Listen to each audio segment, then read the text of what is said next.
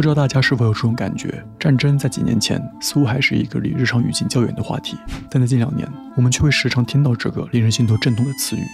在这样的时代氛围中，再次翻开《西线无战事》这本经典的反战小说，带给人的阅读体验，则更加具有一种沉重感。一代人如何被战争摧毁的过程，这句话虽然不足以完全概括小说的内容，但它确实点出了这部作品以及作品所描述的战争的特质：残酷。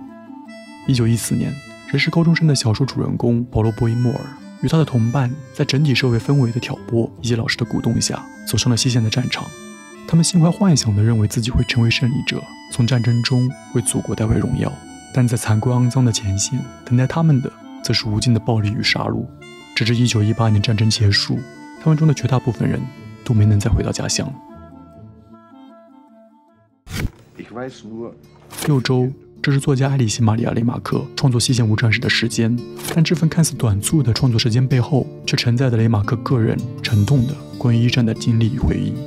1898年，雷马克出生于德国奥斯纳布吕克的一个工人家庭。1916年，一战期间，18岁的雷马克加入预备役，次年奔赴西线战场的他因伤住院。1918年10月，伤势恢复的雷马克再次被部队召回。伴随着1个月后的一战停战，雷马克的军旅生涯宣告结束。战后，雷马克曾从事过小学教师、记者、编辑等多份职业。战争所带来的精神创伤，在这段时期依然长久地纠缠着雷马克。始于1927年的《西线无战事》的创作，则更像是他通过书写的一次自我治疗。1928年，小说先是连载于德国的《福斯报》，次年得以正式出版，随即引起轰动，逐步扩及全球的巨大影响力，让《西线无战事》成为了20世纪阅读人数最多的德语小说。早在1929年10月，我国便出版了小说的中译本。在当时战争频发的背景下，小说所传达的反战立场，在我国读者中也引发了强烈共鸣。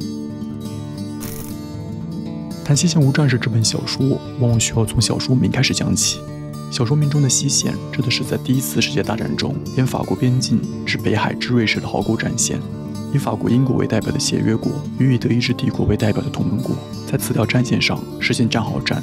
毒气、飞机、坦克等新型兵器均被投入战争，造成了极为惨重的人员损失。而最能体现出战争荒诞性的在于，该条战线在一战中的大部分时间内并未发生明显变动，但无数真实的生命却在这样毫无意义的拉锯僵持中永久逝去了。小说中，主人公保罗最终倒在寂静无声的前线，而军队指挥部战报上的记录仅有一句：西线无战事。死亡是战争小说绕不开的话题。在《西线无战事》中，我们第一次近距离地看到关于死亡的描绘，是在小说第2章，保罗的战友科莫里希在野战医院里逝世。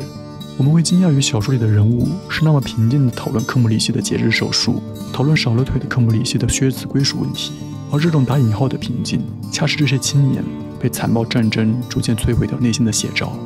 他们必须要考虑实际问题。一颗擦亮的纽扣比4卷本的书本化更为重要，唯有实际的才是正确的、重要的。2号靴子太少了。当小说直接点明奄奄一息的科莫里希的年龄仅有19岁半时，每位读者大概都会和站在病床边目睹这一切的保罗一样，感到无比窒息。而更令人窒息的是，这个环境中的人们已然对年轻的死亡司空见惯了。路过的护理员正等待着科莫里希身下这张即将空出的病床。1天内已经截了5条腿的医生根本分不清科莫里希是谁。生命在战争中仿佛退化成了一件物品，一件用过机器的物品。而到了小说第6章，作者雷马克更是在文本中将兽龙般的前线极度直观地呈现在了我们眼前。变形的肢体、力竭的呼喊，甚至是炸裂的肚子。在这个巨大的非理性的战争熔炉里，人仿佛变为了无感情的、仅仅负责互相杀戮的机器，肉体如同机械般被残暴的肢解粉碎。是什么在决定生死呢？是偶然。士兵们只有扛过上千次偶然才叫活着，每个士兵都相信和信赖偶然。雷马克宛如纪录片般客观的书写笔触，无疑给所有未经战争、对战争抱有幼稚幻想的人们狠狠地泼下了一盆刺骨的冷水。而译者将以冷峻克制、不动声色的翻译风格，更是将雷马克文字的客观性、战争的残酷性呈现得淋漓尽致。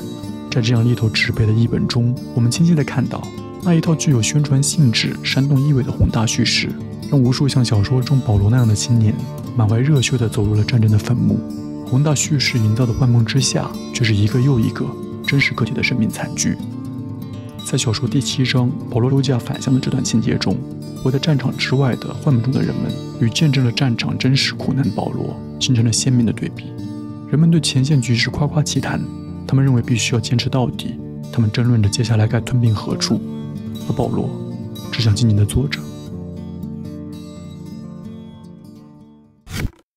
西线无战事的书封上有一只扬起翅膀的蝴蝶，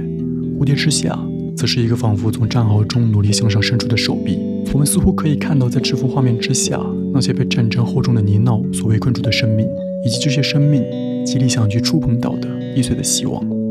在西线无战事的译后记中，译者江一老师也写道：当我们仍看到在该死的爬满尸体的战争中偶尔飞来蝴蝶，这只正义脆弱的蝴蝶或许能抚慰我，一个无力而悲伤的译者，也能抚慰你，我亲爱的读者。我们值得相信，在阴霾无法笼罩之处，总有原野中盛开水仙，山谷中绽放百合。蝴蝶是小说中非常显性的一个意象，书中2处出现蝴蝶的场景都令人印象深刻。一处是在第6章的战壕前，2只黄翅蝶飞舞了整整1个上午，最后落在一个头骨的牙齿上歇息。另一处则在第7章，保罗短暂回家时，在墙上的玻璃相框中看到了从前收集的彩色蝴蝶。这一书的描写很短，却令人格外唏嘘。昔日平静的岁月，保罗吃着冰淇淋与煎土豆饼的年少时光，已然永久地飘逝而去。昨日世界仅仅是凝固在相空中的纸媒标本。战争无情地将时间切为2半，那些飞舞在此刻的蝴蝶，最终的栖息落脚点不是一丛繁花，也不是一片草地，而是一块已被夺走灵魂的头骨之上。